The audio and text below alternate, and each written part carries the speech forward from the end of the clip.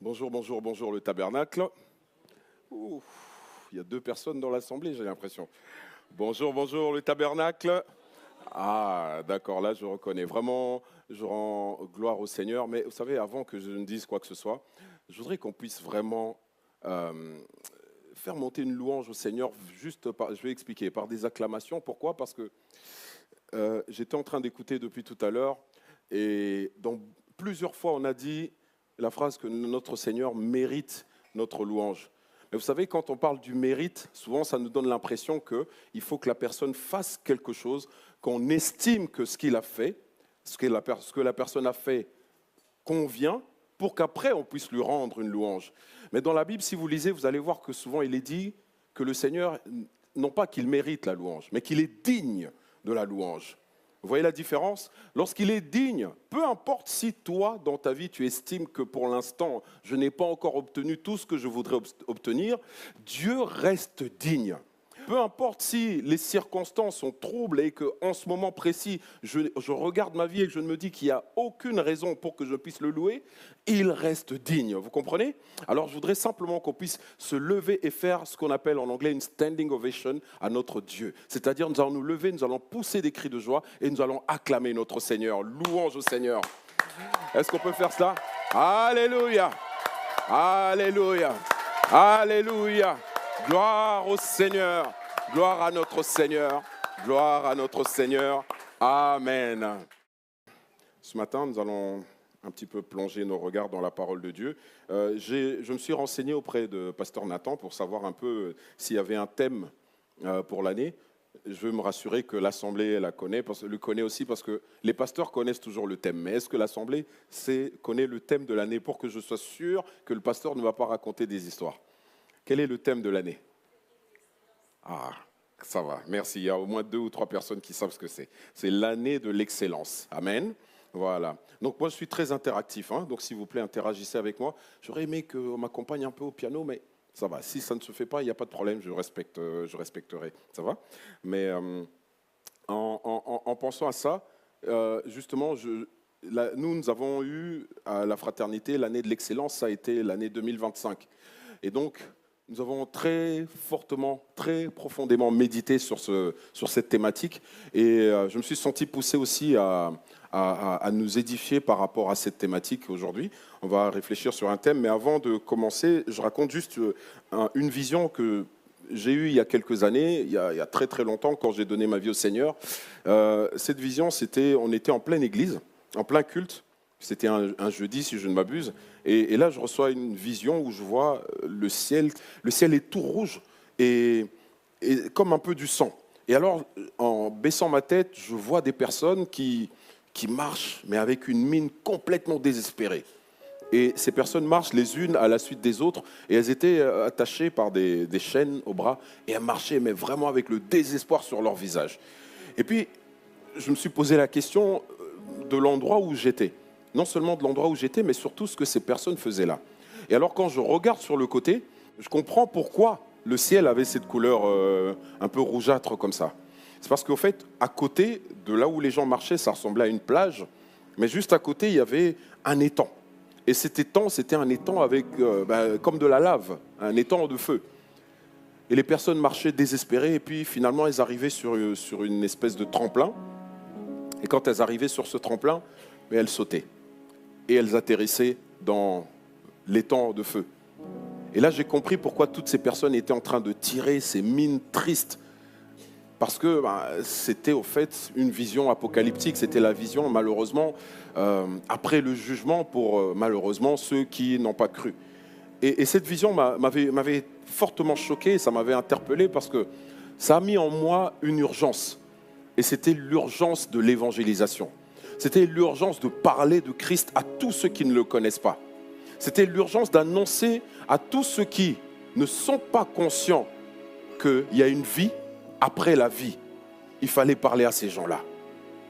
Mais maintenant, étant tout jeune à l'époque, tu peux un petit peu diminuer s'il te plaît, étant tout jeune à l'époque, je me suis posé une question, et c'est cette question qui sera notre thème de ce matin, c'est comment je vais faire ?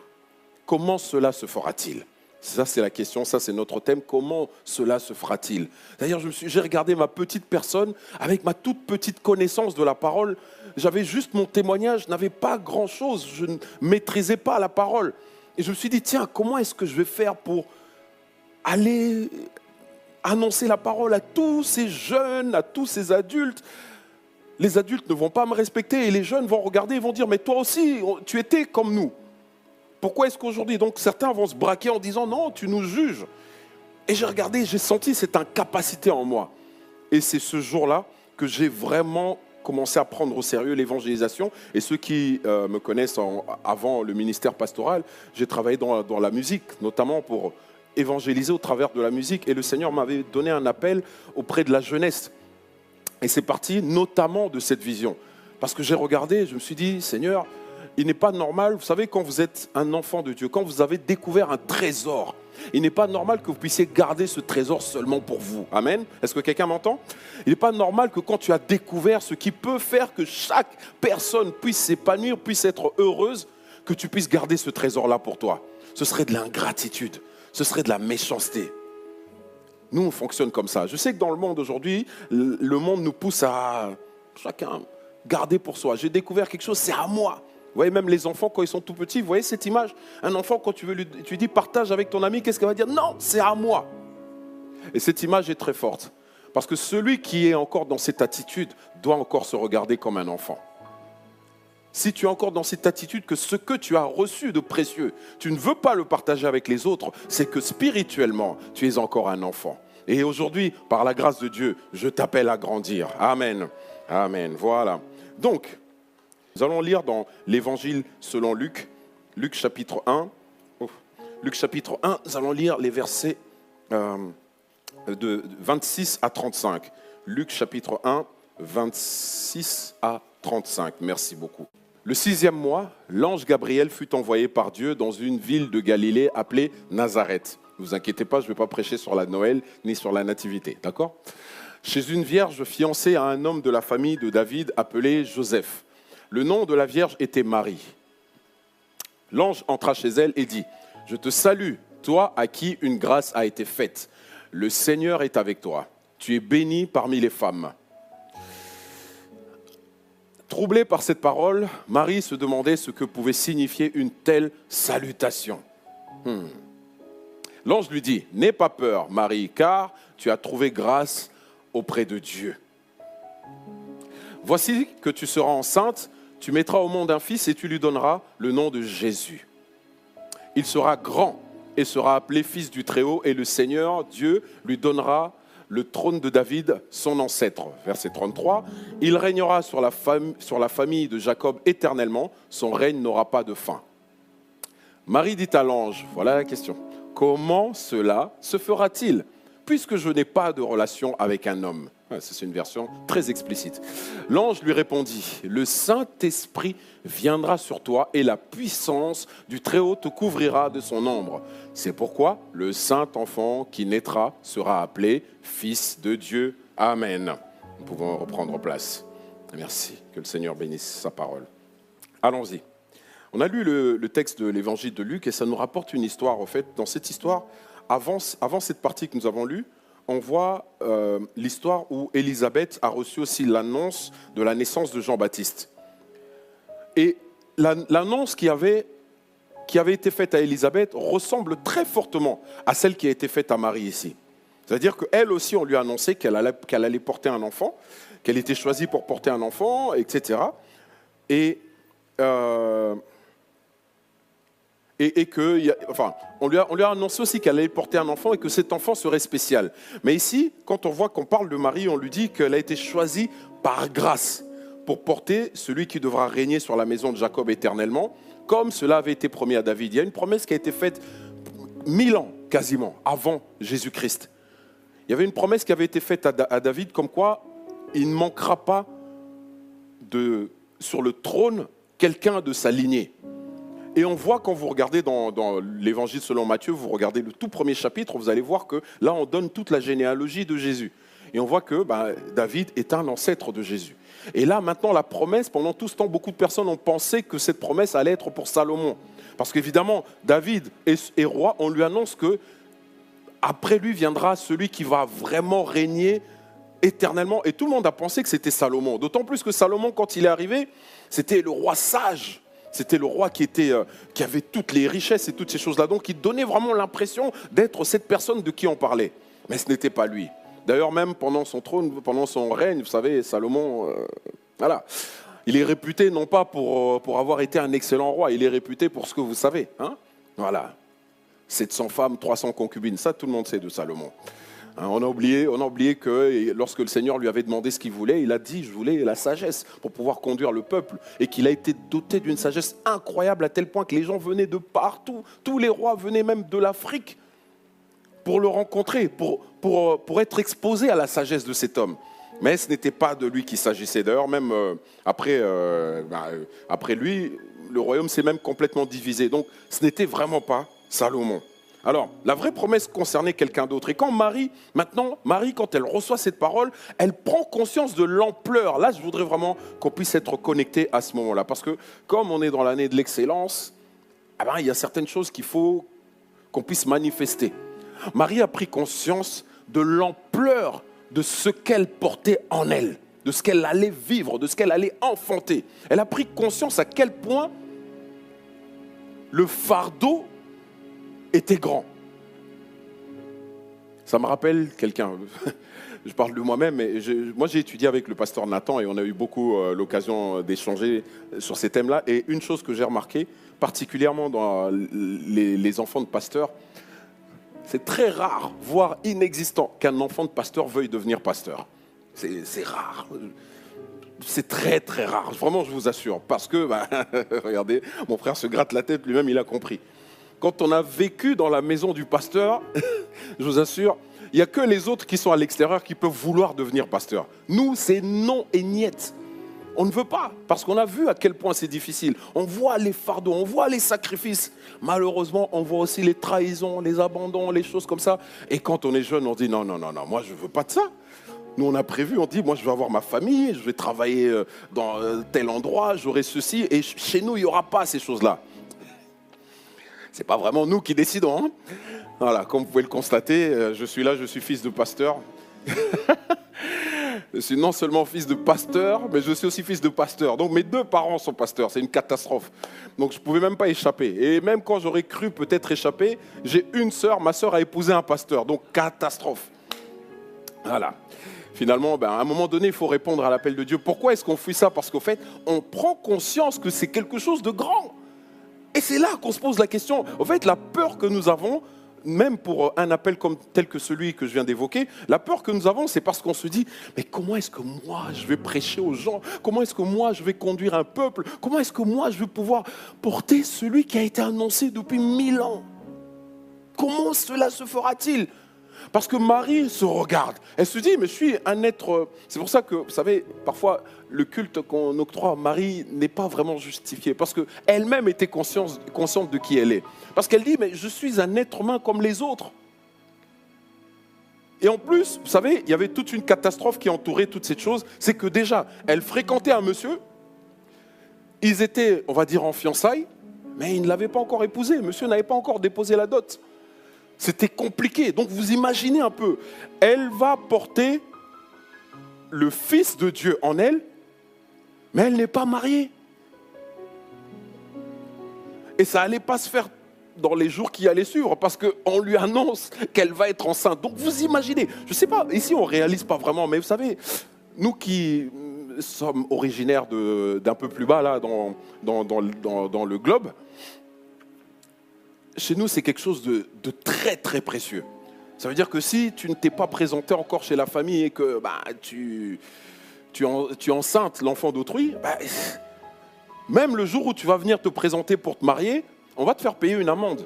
Parce que tu as contourné un peu le règlement. Vous voyez, c'est important, je dis ça pour qu'on puisse comprendre, c'est pour ça que j'illustre avec ces images-là. Alors, dans ces contrées-là, c'était un peu la même chose. Donc, il y avait une honte qui allait venir sur elle. Donc, même si, par après, ils voulaient faire leur mariage, tous les deux, ça allait être compliqué, parce qu'elle était enceinte.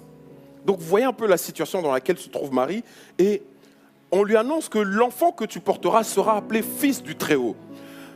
Regardez, nous, ici, on va se dire, qu'est-ce qu'il y a de si grave? On va juste lui donner ce nom-là. Dans la tradition juive, lorsqu'on dit, on attribue le fils à quelqu'un, on parle du fait que la personne est égale au père. Donc, quand on lui dit fils du Très-Haut, on est en train de lui dire que l'enfant qu'elle va porter est égal au Tout-Puissant. Pourquoi? Parce que dans le fils, il y a l'ADN du père. Dans le Fils, il y a les particularités, les caractéristiques du Père. Donc elle prend conscience qu'elle va avoir en elle quelqu'un qui est égal à Dieu. Mais attendez, qui suis-je? C'est la question que souvent on se pose ici. Qui suis-je? L'année de l'excellence, le qui suis-je là, doit tomber. Parce que tu comprendras aujourd'hui que le Seigneur ne regarde pas à qui tu es, mais il regarde dans ce que lui a placé en toi. Alléluia. Il ne regarde pas à qui tu es. Parce que Marie, quand elle a dit comment cela se fera-t-il, elle était littéralement en train de dire à l'ange que, mais si vous regardez bien, ce n'est pas moi que vous devriez choisir. Et c'est ce qui arrive à beaucoup dans l'église. Tout le monde préfère rester caché dans l'assemblée.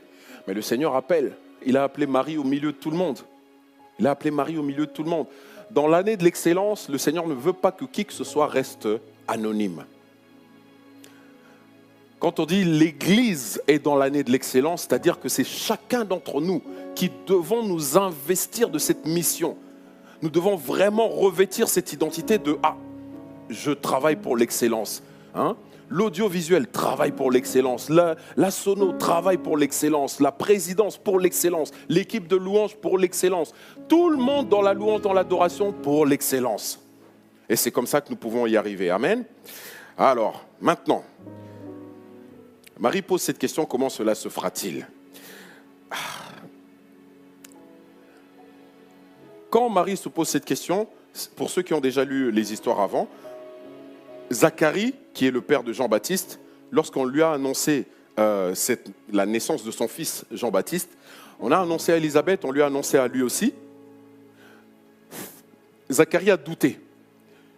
Il a douté, il a dit, mais en fait, dans son questionnement, mais ce n'est pas possible. C'est ça qu'il était en train de dire à Dieu. Jamais, ma femme est stérile. Il était en train de dire à Dieu les impossibilités, alors que Dieu était en train de lui parler de sa propre puissance. Lui citait les impossibilités, les incapacités. Il dit, tiens, ma femme est stérile, elle n'enfante pas, nous avançons, mais comment est-ce que cela peut arriver? Ce n'était pas la même chose, parce qu'avec Zacharie, quand il a douté, le Seigneur a fait quoi? Il lui a fermé la bouche. Il l'a rendu muet. Mais vous constaterez qu'ici, Marie n'a pas été rendue muette. Elle n'a pas été punie pour sa question. Parce que sa question ne relevait pas d'un doute. Sa question était, papa, regarde la circonstance, je veux bien. Mais regarde, Zacharie, c'était, mais non. Voilà. Pose-toi la question, est-ce que tu te situes plutôt du côté de Zacharie ou du côté de Marie? Et parfois le Seigneur, c'est pour cette raison que vous allez voir que parfois le Seigneur va nous empêcher même de parler. Parfois le Seigneur va nous empêcher de nous fier à nos sens, de toucher quelque chose ou de dire quelque chose. Parce que Zacharie, on lui a fermé la bouche. Pourquoi? Parce que par ses déclarations, il aurait pu bloquer la bénédiction qui allait arriver dans sa maison. Et parfois c'est ce qui nous arrive. C'est ce qui nous arrive parfois. Dieu prononce une bénédiction sur toi, mais toi, par les paroles que tu prononces, tu annules la bénédiction. Parce que tu es rempli de doutes. Tu es en train de regarder ta condition plutôt que de regarder Dieu. Celui qui a parlé, c'est Dieu. Celui sur qui ça va se produire, c'est toi. Mais celui qui va produire cela en toi, ce n'est pas toi-même. Alléluia. Ce n'est pas toi-même. Et je pourrais même m'arrêter là. Mais si nous cessons de nous regarder avec ce que nous sommes, avec nos limitations, on va entrer dans l'excellence. Parce que nos limitations, c'est notre nature humaine qui a fait ça. Ah, tiens, tel mouvement, je ne suis pas capable de le faire. Mon frère Christian parlait tout à l'heure de mon épaule. Il y a quelques années, c'est comme ça que lui et moi, c'est vraiment là où notre proximité a encore grandi. Il était en train de faire ses études de kiné. Et j'aime bien raconter ça, tu sais, c'est une fierté pour moi d'avoir un frère comme ça. Voilà. Il faisait ses études de kiné et pendant toutes ses études, voilà, de temps en temps on parlait, on priait. Et puis, il est arrivé à la fin. Et moi, pendant tout ce temps, j'attendais qu'il termine. Parce que j'avais un problème avec mon épaule. Je me suis dit, bon, ce monsieur-là, c'est lui qui va être ma bénédiction. Et pendant plusieurs années, je souffrais comme ça de mon épaule, je jouais au basket, mais j'étais toujours limité, à chaque fois j'avais des douleurs. Et puis un jour, quand il a terminé ses études, il m'a dit, Yaya, tu m'avais parlé de quelque chose. J'avais ça, j'ai dit, ah, ok, il n'a pas oublié. Et il a dit, je vais venir chez toi. Il est venu à la maison. Et puis il a dit, on va faire quelques exercices. Vous savez, hein, quand la grâce de Dieu est sur quelqu'un, non, il faut savoir identifier ça. Parce qu'il y avait des gens qui m'avaient donné des astuces. Il est venu, il m'a donné un exercice. Mais si, je ne vais même pas vous le dire, parce que sinon certains vont essayer de copier. Il y avait un miracle qui a accompagné sa main. Mais l'exercice était banal, mais il était simple. Et j'ai fait ça, et jusqu'à aujourd'hui, c'est terminé. Je ne souffre plus de l'épaule. Vous voyez ça? S'il avait regardé juste à ses capacités, il allait se dire, ah, il y en a d'autres qui ont essayé. En plus, moi, je viens juste de terminer mes études. Je ne suis pas encore expérimenté. Je n'ai pas encore un cabinet personnel, etc. Non, non, non, non. Cessons de limiter ce que Dieu peut faire en nous. Amen. Cessons de limiter. Parce que parfois, s'il avait dit, ah, je ne sais pas si j'y arriverai, il aurait bloqué la grâce qui est venue sur ma vie. Regardez comment mon épaule bouge bien. Vous avez vu ça? C'est la grâce de Dieu. Amen. Amen. Alors, regardons de plus près. Alors, Marie est sur le point d'enfanter quelque chose de spécial, d'unique, d'exceptionnel et de jamais vu. On n'a jamais entendu quelqu'un qui a été appelé fils du Très-Haut, alors qu'il n'est même pas encore né. Il n'est même pas encore conçu. Parce qu'on dit, l'Esprit du Seigneur te couvrira. C'est dans le futur. Au moment où l'ange est en train de lui parler, il n'y a encore rien dans son sein. Mais on lui dit, on lui parle dans le futur. L'enfant là n'est même pas encore conçu, n'est même pas encore dans son sein, qu'on lui dit que le fils sera appelé, il sera grand et il sera appelé fils du Très-Haut. Et le Seigneur lui donnera le trône de David, son ancêtre. On voyait un peu une telle l'envergure de ce qu'elle devait vivre. Alors, l'ange commence par la rassurer. L'ange lui dira quelque chose. Elle lui fait comprendre quand il lui dit « Une grâce t'a été faite ». Vous pouvez revenir un peu sur cette partie-là où on lui dit « Une grâce particulière t'a été faite ». Là-dedans, en fait, l'ange est en train de lui rassurer que si aujourd'hui un miracle va se faire dans ta vie, ce n'est pas à cause de toi, ce n'est pas à cause de ta perfection. Voilà, exactement. Toi à qui une grâce a été faite. L'ange est en train de le rassurer que ce n'est pas à cause de ta perfection que je viens. On lui dit qu'une faveur t'a été faite. Une faveur qui est indépendante du mérite. Une faveur, c'est ce qu'on appelle la grâce. La grâce, dans la grâce, il n'y a pas le mérite. Dans la grâce, je répète, il n'y a pas le mérite. Lorsque nous sommes sauvés par la grâce, ça veut dire que le mérite ne nous revient pas pour que nous puissions être sauvés. C'est simplement Dieu qui décide dans son amour de nous sauver. C'est ça la grâce. Et quand on parle, souvent j'aime bien illustrer avec la grâce présidentielle, quand un prisonnier a été arrêté, il est condamné à plusieurs années de peine. Eh bien, ce prisonnier-là, un jour, un président qui arrive au pouvoir peut gracier des personnes qui étaient condamnées à une forte peine de 20 ans, 30 ans, 40 ans, ben la grâce présidentielle sera quoi? C'est qu'on va réduire la durée de la peine alors que la personne n'a rien fait d'exceptionnel pour mériter qu'on réduise sa peine. Parce qu'en réalité, c'est un meurtrier. En réalité, c'est un voleur. En réalité, c'est un criminel. Donc la peine qu'elle a, c'est celle qu'elle mérite. Eh ben, c'est la même chose pour nous. Ce que nous méritons, c'est la condamnation. Mais la grâce, c'est le salut. Amen. C'est pour ça que la parole de Dieu nous dit, le salaire du péché, c'est la mort.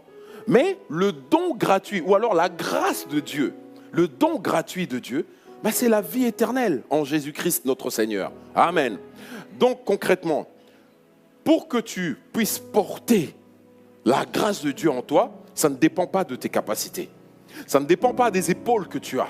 Ça ne dépend pas de l'excellence de ta voix. Ça ne dépend pas de ton éloquence, ta manière excellente de parler. Ça ne dépend pas de ça.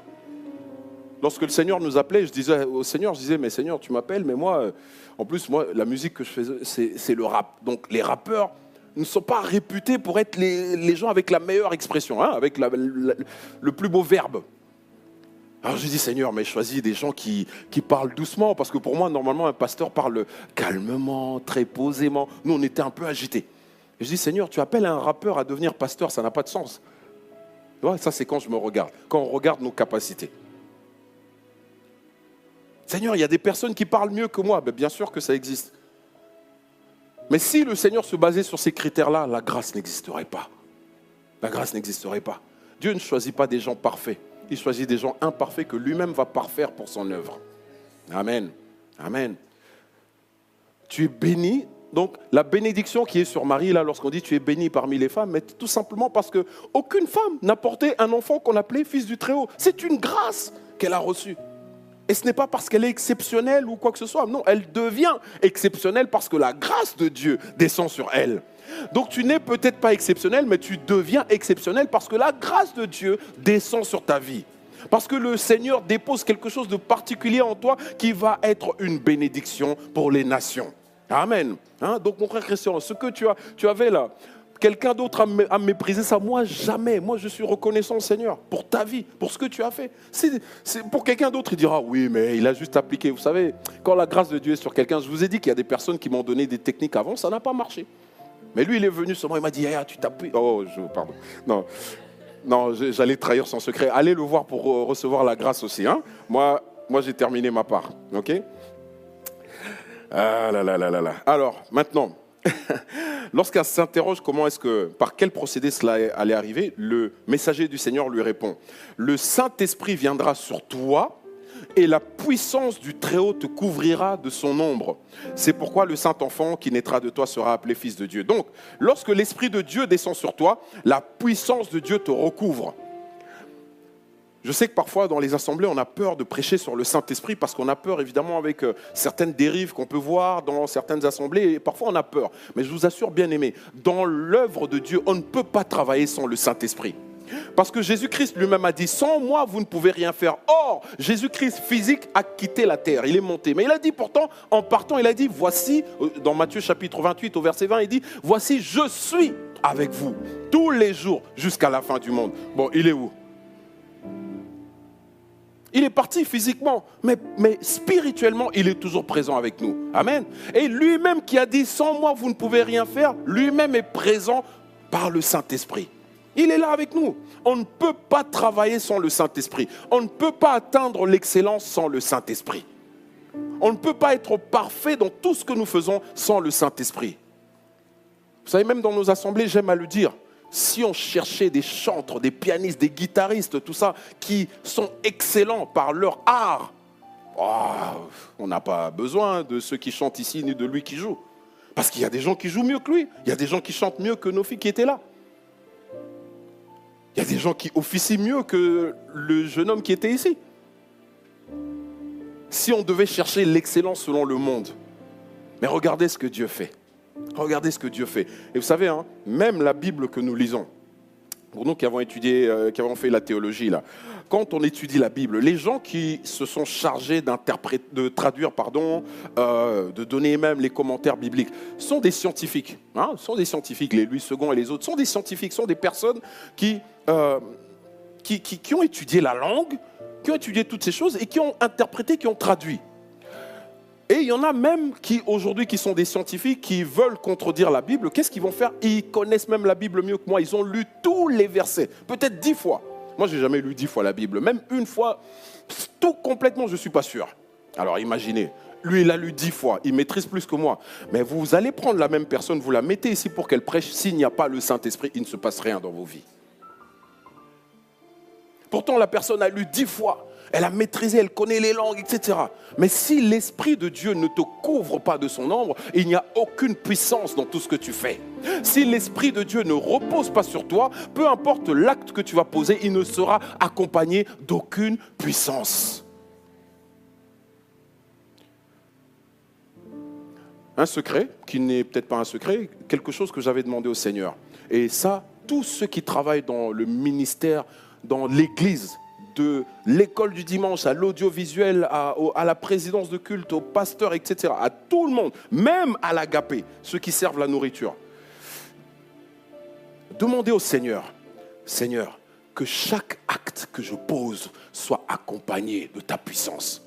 Vous allez voir comment on passe à un autre niveau. Je disais au Seigneur, Seigneur, je ne veux pas être... Ça, c'est moi, d'accord ? Ne dites pas que ceux qui font ça sont mauvais. C'est pas, moi, c'est ma prière. J'avais dit, Seigneur, je ne voudrais pas être que je prêche, et puis seulement quand je termine, maintenant, je commence à aller à prier sur les gens. Je voudrais, Seigneur, que pendant que je prêche, que ton esprit puisse se mouvoir et qu'il puisse convaincre les gens. Ça, c'est ma prière que j'avais faite à Dieu. Que l'Esprit de Dieu puisse toucher. Parce que moi, je peux venir ici, je peux vous secouer, je peux souffler sur vous. Il y en a peut-être qui vont tomber parce que mon haleine va les faire tomber. Ce ne sera peut-être pas parce qu'il y aura la puissance. Vous voyez ? Donc, donc ça n'a rien à voir nécessairement. Parfois oui, mais parfois non.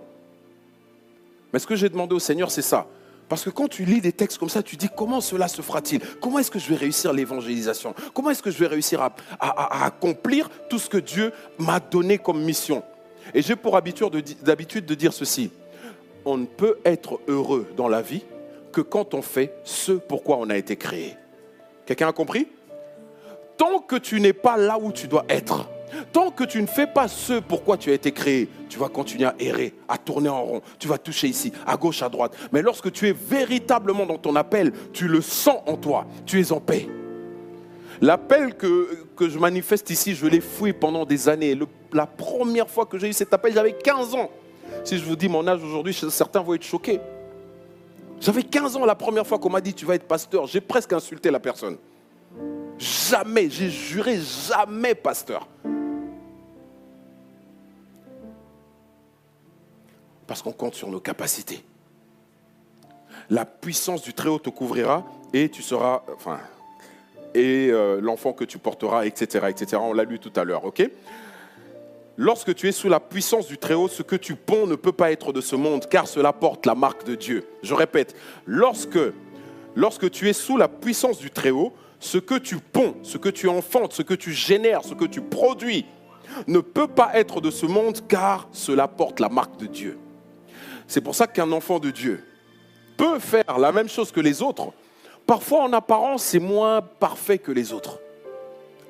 Quelqu'un va arriver, quelqu'un qui n'a pas la connexion à l'Esprit de Dieu va dire « je trouve que leur chant, on pourrait un peu faire plus de trémolo. Je trouve que la manière dont ils jouent, normalement, ils devraient faire, comment vous appelez ça, des brasses, je ne sais pas moi, des arpèges, voilà, tout ça là. » La personne va trouver quelque chose à critiquer. Mais, en jouant comme il joue, avec son incapacité humaine, en chantant comme elle chante ou comme je chanterai, avec nos incapacités humaines, quand il y a la puissance du Très-Haut là-dessus, ce que nous produisons n'est pas de ce monde. N'est pas de ce monde. Ça porte la marque du Très-Haut, c'est différent. C'est pourquoi, vous allez remarquer, pour ceux qui sont des véritables enfants de Dieu, peu importe l'endroit où vous êtes, quand il y a un problème, c'est vous qu'on vient chercher. Parce qu'on sait qu'il y a en vous la paix. Quand il y a quelque chose, vous allez voir, les gens veulent toujours, vous êtes toujours celui qui gather, celui qui rassemble. Les gens veulent toujours graviter autour de vous, parce que vous avez quelque chose qui attire. C'est cette chose-là, justement, si tu es dans ton appel pleinement, tu sens que tu es dans ton appel pleinement. Il y a une paix intérieure qui t'habite. Malgré le fait que j'ai fouillé cela, je vous assure, bien-aimés, pourquoi est-ce que je parle de ça? Ce n'est pas pour vous raconter des histoires, c'est pour que quelqu'un s'identifie. Même en fouillant cet appel pendant autant de temps, lorsque tu es pleinement dedans, tu te dis, c'est la seule chose qui me fait du bien. Voilà, il y a un jour même, mon épouse m'a posé une question, elle m'a dit, mais tu fais toutes ces choses, mais parce que tellement je me multipliais, c'est vrai. Et je lui ai dit, c'est ça qui donne un sens à ma vie. C'est lorsque je suis en train de servir Dieu. En dehors de ça, j'ai mon travail séculier. Mais même dans mon travail séculier, le travail spirituel s'est invité. Je travaille dans une institution financière, mais même là-bas, il n'y a rien à faire. Les gens viennent, ils parlent avec toi, ils sentent, ils disent non, celui-là, il a un truc, voilà. Et c'est ça, c'est la marque de Dieu. Quand l'Esprit de Dieu est sur toi, maintenant j'arrête de parler de moi, maintenant je parle de toi, bien-aimé. Quand l'Esprit de Dieu repose sur toi, quand la puissance du Très-Haut te couvre, peu importe l'endroit où tu es, les gens sont attirés parce que tu as quelque chose à produire, à bénir, qui va leur faire du bien. Et il faut que tu sois conscient de ça, parce que c'est ça qui va te permettre de vivre dans l'excellence. C'est prendre conscience de ton identité. Alléluia. C'est prendre conscience de qui tu es en Christ, pas qui tu es dans la société par rapport aux gens. Les êtres humains vont te diminuer. Mais Marie, là, elle n'était pas considérée. Regardez l'humiliation qui vient sur sa famille. L'enfant là, les gens ont commencé à la critiquer. L'enfant là, en plus, elle n'est même pas mariée. Elle est déjà enceinte. On l'a critiquée. Mais ce qu'elle a pondu jusqu'à aujourd'hui, plus de 2000 ans après, nous parlons de ce que Marie a pondu. Amen. Plus de 2000 ans après. Tu vois ça? Plus de 2000 ans après, nous parlons de ce que Marie a pondu. Ce que Dieu met en toi, même si les années passent, même si toi tu passes, ça va continuer à parler pour toi. Ça va continuer à parler pour toi. C'est pourquoi tu ne peux pas accepter de vivre dans ce monde, de passer dans ce monde sans avoir laissé une trace indélébile. Il faut que ton passage puisse marquer l'histoire. Je le dis souvent, Seigneur, je veux marquer mon époque comme toi tu as marqué l'histoire. Il faut que quand tu passes, une fois que tu es parti, les gens doivent mettre très très très longtemps à se remettre de ton départ. Pas parce que tu es le meilleur de je ne sais pas quoi, mais tout simplement parce que la puissance du Très-Haut t'a recouvert pendant toute ta marche sur la terre. Amen. Amen. Je voudrais juste dire ceci au peuple de Dieu. On va lire juste un texte après et que je commenterai, puis on va finir. Ce sera beaucoup plus court après. Je sais que parmi vous, il y en a beaucoup qui sont dans des questionnements. Comment je vais accomplir telle ou telle chose? Certains, voyant ce que le Seigneur attend d'eux en termes de sanctification et de vie de prière, se demandent comment cela se fera-t-il. Le pasteur va donner le programme. Le mardi, nous avons ceci. Le mercredi, il y a ça. Et puis, tu commences à te demander, mais comment on va faire tout ça? Nous, on a le travail, on a le boulot, on a ceci, on a la famille. Je voudrais que quelqu'un puisse quitter le stade de cette question de comment cela se fera-t-il. Et que désormais, tu comprennes comment cela va se faire. Il faut que tu quittes ce stade-là. Si tu te poses cette question, que le Seigneur puisse te répondre. D'autres, il y a peut-être parmi nous des personnes qui manquent de discipline et ne voient pas comment leur situation va changer. Tu sais ce que tu dois faire. Tu sais ce que tu dois faire. Mais tu manques un peu de discipline. Vous savez, particulièrement dans ce qui concerne le domaine de la santé. C'est souvent là où on est un peu indiscipliné. On nous dit, voilà, pour nous autres, surtout où l'âge commence à avancer là maintenant. Maintenant, je peux dire l'âge commence à avancer. J'aurais jamais cru dire ça un jour, mais ça y est. Parce que maintenant, le corps commence à me rappeler de temps en temps que tu n'es plus comme à l'époque. Ouais, j'étais resté debout tout à l'heure, les genoux ont dit monsieur, assis-toi. Ouais, donc ça veut dire que ça a changé par rapport à avant. Parfois, on manque de discipline. On dit, le matin, tu te lèves, fais quelques exercices ou alors mange de telle manière. Parfois, on manque de discipline. On se demande, on voudrait bien faire, mais la discipline n'est pas toujours là. On est aussi dans le comment cela se fera-t-il. On est aussi dans comment cela se fera-t-il. Voici ce que le Seigneur te reproche aujourd'hui. C'est d'avoir toujours compté sur tes acquis. C'est d'avoir toujours regardé à tes propres capacités. Ça, c'est le reproche que le Seigneur fait à quelqu'un aujourd'hui avant qu'on puisse atterrir. Cesse de compter sur tes acquis. Cesse de compter sur tes capacités, tes propres capacités. 1 Samuel chapitre 10. 1 Samuel chapitre 10, le verset qui va nous intéresser principalement, c'est le verset 6, mais on va lire de 1 à 13. 1 Samuel chapitre 10, verset 1 au verset 13. Nous allons lire, là c'est l'histoire de Saül. Saül a un père, son père s'appelait Kis. D'accord? On va voir ça. Saül prit une fiole, toute l'histoire là, je ne vais pas la raconter, d'accord? Mais je donne juste pour le contexte. Nous, ce qui nous intéresse, focalisez-vous, ce sera le verset 6. Samuel prit une fiole d'huile qu'il versa sur la tête de Saül. Là, c'est Samuel. Il l'embrassa et dit, « L'Éternel t'a désigné par onction, ou l'Éternel t'a oint, pour que tu sois le chef de son héritage. Aujourd'hui, après m'avoir quitté, écoutez les promesses, tu trouveras 2 hommes près du tombeau de Rachel sur la frontière de Benjamin à Tselsach. Ils te diront, les ânesses à la recherche desquelles tu es allé sont retrouvées. Maintenant, ton père ne pense plus aux ânesses, mais il s'inquiète pour vous. Il dit, que dois-je faire au sujet de mon fils? Oubliez tout ça, c'est juste le contexte. De là, tu iras plus loin et tu arriveras aux chênes de Tabor et tu rencontreras 3 hommes en train de monter vers Dieu à Bethel. Et ils portent l'un 3 chevreaux, l'autre 3 gâteaux de pain et l'autre une outre de vin. Verset 4, ils te demanderont comment tu vas et te donneront 2 pains. Tu les accepteras de leur part. Verset 5, après cela, tu arriveras à Gibéa Elohim où se trouve une garnison de Philistins. En entrant dans la ville, écoutez bien là, en entrant dans la ville, tu rencontreras une troupe de prophètes. Saül n'est pas un prophète. En entrant dans la ville, tu rencontreras une troupe de prophètes qui descendent du haut lieu, précédés du luth, du tambourin, de la flûte et de la harpe, et qui prophétisent. Ok, allons-y. Verset 6. Je vous laisse lire, je me mouche en attendant. L'Esprit de l'Éternel viendra sur toi. Saül n'est pas un prophète. l'Esprit de l'Éternel viendra sur toi, tu prophétiseras avec eux. Et dans ma version, il est dit, et tu seras changé en un autre homme. Et tu seras changé en un autre homme. Et tu deviendras un autre homme. Un instant avant d'aller au verset 7. L'Esprit de l'Éternel te couvrira ou descendra sur toi. Tu prophétiseras avec eux et tu seras changé ou tu deviendras un autre homme. Vas-y, tu peux enchaîner pour la suite. Lorsque ces signes se seront réalisés pour toi, fais ce que tu trouveras à faire. Oh là là. Lorsque la promesse de Dieu s'accomplira sur toi, fais ce que tu trouveras à faire. Il y a quelque chose que le Seigneur a mis dans ton cœur, mais il y a un signe. Il y a un signe qui déclenchera cela. Pour ma part, c'était une attaque que j'ai vécue dans ma vie très très violente qui a donné le signe que maintenant il faut y aller.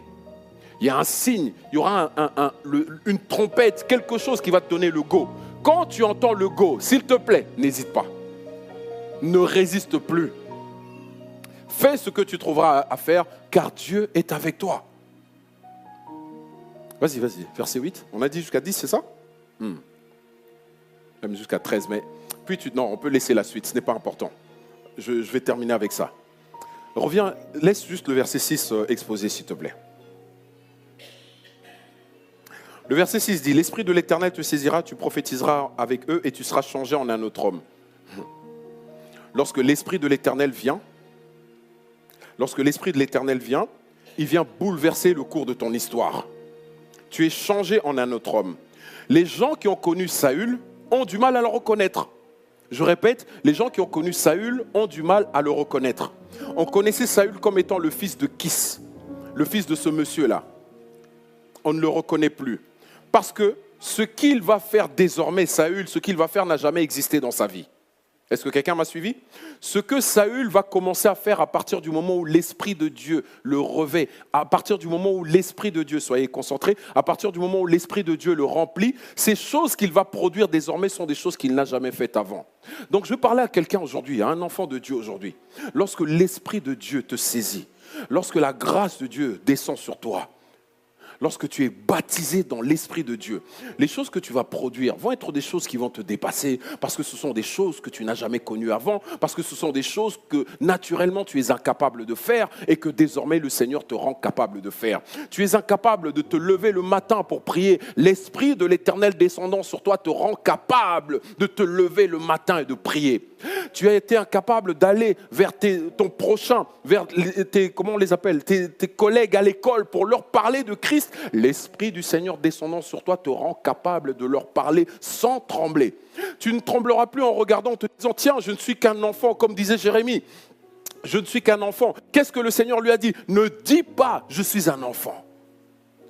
Ne donne pas de prétexte. Quand toi, tu es en train de regarder ce que tu es, Moïse a regardé ce qu'il était, il a dit, je ne sais pas parler. Mais Dieu s'en fout si tu ne sais pas parler. Dans son appel, lui-même, lorsqu'il donne la vision, il donne la provision. Il a dit à Moïse, tu ne sais pas parler. Au fait, Dieu, ça ne l'intéresse pas tes infirmités, tes incapacités. Ça ne l'intéresse absolument pas. S'il t'a appelé, c'est qu'il a mis tout ce qu'il faut en toi pour que tu puisses accomplir cette mission. Dieu parlait à Moïse d'un libérateur, Moïse lui parlait d'un bègue. Dieu parle à Gédéon d'un vaillant héros, Gédéon lui parle de sa pauvreté. Je suis pauvre, issu d'une petite famille. Il parle de sa petitesse. Voilà ce sur quoi nous sommes souvent focalisés. Nous sommes focalisés sur notre origine. Oh, oui, mais nous venons d'Afrique, il n'y a pas d'excuse, les amis. Il n'y a pas d'excuse. Quand l'Esprit de Dieu descend sur toi, tu fais des choses que même les autres n'ont pas réussi à faire. Il n'y a pas d'excuse. Oui, mais moi je suis une minorité. Oui, mais moi je suis cela. Dans ma famille, d'ailleurs, personne ne réussit. D'ailleurs, c'est une tradition dans ma famille, personne ne se marie. C'est une tradition dans ma famille, personne n'enfante. C'est une tradition dans ma famille, personne ne travaille. Et bien aimé, à partir de toi, l'histoire peut changer. À partir de toi, l'histoire peut changer. J'ai hésité entre deux prédications aujourd'hui. Il y en a une que j'appelais l'occasion de faire mieux. Si ça a toujours échoué, ça a toujours été quelque chose qui s'est perpétué dans ton histoire, à partir de toi, l'histoire peut changer. À partir de toi, la lignée peut prendre un nouvel ascendant. Amen. Donc le Seigneur, ce qu'il fait, il ne prend pas un brouillon de quelque chose qui est raté pour commencer à essayer de rafistoler. Non, non, non, non, non. Ça, souvent on fait ça dans les garages d'occasion. Là, ils vont prendre un pneu qui est troué, on va essayer de trouver quelque chose, une espèce de colle pour rafistoler. Non, non, non, Dieu ne fait pas ça. Dieu va enlever. 2 Corinthiens chapitre 5, verset 17. Si quelqu'un est en Christ, qu'est-ce qu'on nous dit ? Il est une nouvelle créature, n'est-ce pas ? Les choses anciennes sont passées et voici, toutes choses sont devenues nouvelles. Dieu ne prend pas les choses anciennes pour les arranger, pour qu'elles deviennent belles. Non, il prend les choses anciennes. Dans Galates 2, verset 20, on nous dit que tu es crucifié avec Christ. Donc, ce que tu étais avant, le Seigneur commence par le tuer. La manière de réfléchir, Dieu commence par tuer cette manière de réfléchir. La conception que tu as de toi-même, Dieu commence par éliminer cela, à éradiquer cela. La manière dont tu vois ce que tu es capable de faire, Dieu commence par changer ça. C'est pour ça que dans Romains chapitre 12, versets 1 et 2, on nous dit, ne vous conformez pas au siècle présent, etc. Mais soyez quoi ? Transformés par le renouvellement de l'intelligence. L'intelligence, c'est la manière avec laquelle tu réfléchis. Il faut que cette manière avec laquelle tu réfléchis soit transformée et que tu reçoives une nouvelle, renouvelée, quelque chose de nouveau, une manière nouvelle de penser. Donc, évidemment, quand tu as une manière nouvelle de penser, dans un premier temps, tu vas passer pour un paria. Les gens vont te prendre pour un fou. Parce que quand tu parles, ça ne ressemble pas au commun des mortels. Je veux dire à quelqu'un aujourd'hui, tu n'es ni commun ni mortel. Voilà. Tu n'es ni commun ni mortel parce que tu es unique, exemplaire unique. Vous savez, la chose dans même les scientifiques butent là-dessus. Comment ça se fait que chacun d'entre nous a un code individuel ? Ce que tu es là, tes chromosomes, ou je ne sais pas comment vous appelez ça là, ton code génétique là, il est unique, il n'y a que toi. Si mon empreinte digitale ici, si on prend, vous pouvez chercher dans tous les 7 ou 8 milliards d'êtres humains sur la Terre, personne n'a la même empreinte que moi. Donc je suis unique, donc je ne suis pas commun. Alors mortel, maintenant dans la parole de Dieu, il est dit, si quelqu'un croit en moi, il vivra même lorsqu'il serait mort. Donc je te dis, tu n'es ni commun ni mortel. Alléluia. Donc ne te compare pas au commun des mortels. Ce que les gens trouvent anormal, tu vas le rendre normal. Tu vas le rendre normal par la grâce de Dieu. Et je termine avec Actes des Apôtres, chapitre 2, versets 1 à 20. Je ne vais pas le lire en entier.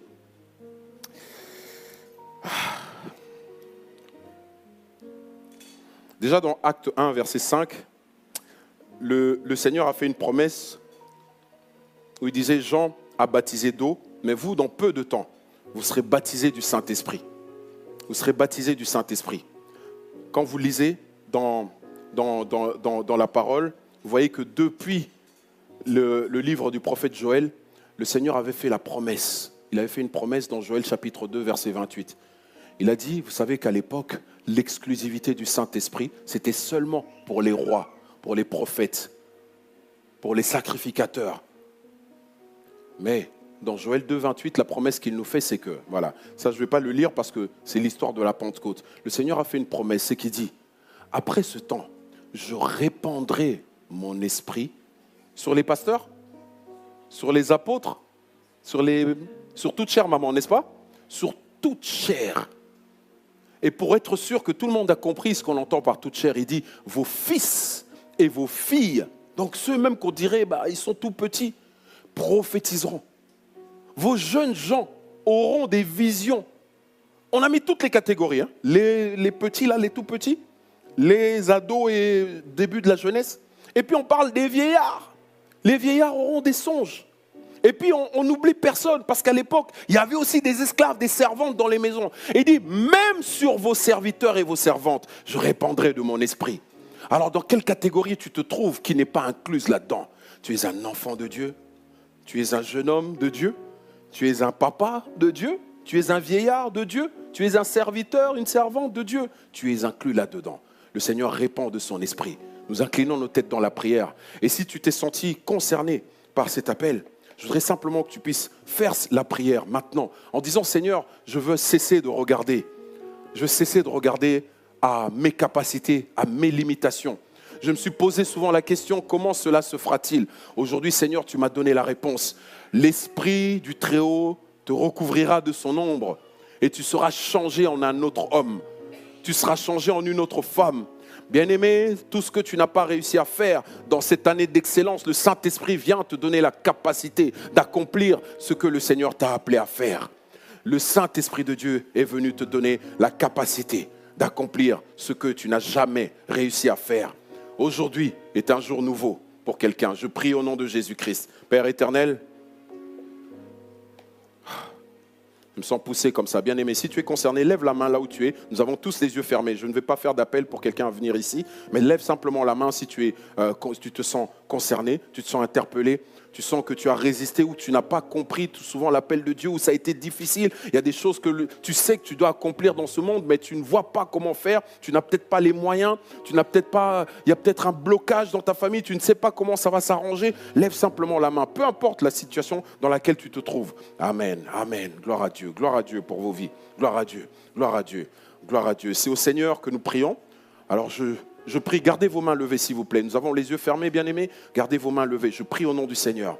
Seigneur notre Dieu, toi qui appelles l'impossible à devenir possible.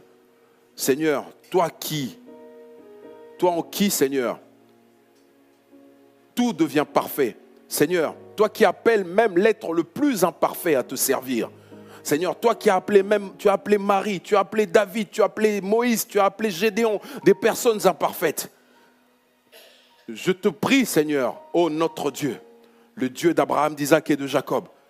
Seigneur, pour tous tes enfants qui ont leurs mains levées, Seigneur, et qui demandent que ton esprit les couvre de son ombre, je te prie, Seigneur, maintenant, en ce début d'après-midi, Seigneur, que le Saint-Esprit descende, bien-aimé, que le Saint-Esprit descende sur toi, qui te remplisse, qui te couvre de son ombre dans le nom de Jésus. Que tu sois changé en un autre homme. Je prie que tu sois transformé par le renouvellement de l'intelligence. Que la conception que tu avais de toi-même, que la vision que tu avais de toi-même, que les limitations que tu avais de toi-même, que les forteresses de pensée qui s'étaient érigées sur ta vie tombent maintenant dans le nom puissant de Jésus-Christ. Et que désormais, tu ailles sans trembler. La mission que le Seigneur t'a donnée à faire dans ce monde, que tu l'accomplisses sans hésiter dans le nom puissant et glorieux de Jésus-Christ. Que la grâce et la faveur de Dieu descendent sur toi. Tu es changé en un autre homme. Et ce que tu es sur le point d'enfanter, bien-aimé, entends cette parole prophétique, que ce que tu es sur le point d'enfanter n'a jamais existé. Tu ne feras pas comme les autres. Ce que tu fais ne ressemblera pas à ce que les autres ont fait. Mais ce sera excellent par la vertu du Saint-Esprit. Que le nom de notre Seigneur Jésus-Christ soit acclamé maintenant dans le nom de Jésus. Amen. Amen.